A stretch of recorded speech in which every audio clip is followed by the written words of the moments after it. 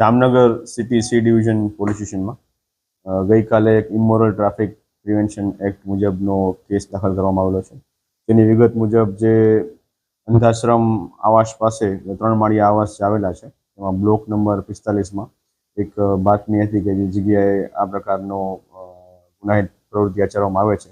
તો એ બાતમીના આધારે city C division police station તેમજ અત્રેની વિભાગીય પોલીસ અધિકારીની કચેરીના સ્ટાફ દ્વારા રેડ કરવામાં આવતા તે જગ્યાએથી જે આ કામના આરોપી છે નીતાબેન વાઇફ ઓફ મહેન્દ્રભાઈ વાળા, આ બેન દ્વારા ત્યાં એક કૂટણખાનું એટલે કે પ્રોસ્ટિટ્યુશનનો ધંધો કરવામાં આવતો હોય એ પ્રકારનો ગુનો દાખલ કરવામાં આવેલો છે.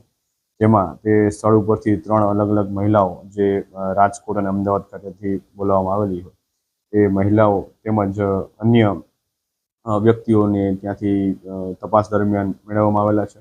અને આ બાબતનો ઇમોરલ ટ્રાફિકિંગ પ્રિવેન્શન એક્ટની સેક્શન 3, 4, A અને 5A અને 5AD આ તમામ એક્ટ મુજબનો ગુનો દાખલ કરવામાં આવેલો છે.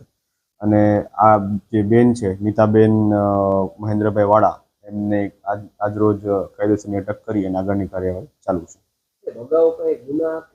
જે આ બેન જે છે નીતાબેન એમનો અગાઉ ગુનાહિત ઇતિહાસ રહેલો છે, જેમાં અગાઉ પણ ઇમોરલ ટ્રાફિકિંગ પ્રિવેન્શન એક્ટ મુજબના ગુનાઓ દાખલ તેમના વિરુદ્ધ થયેલા છે અને મારામારીના પણ ગુના આગળ દાખલ થયેલા છે. હાલ તપાસ ચાલુ છે એ બાબતની.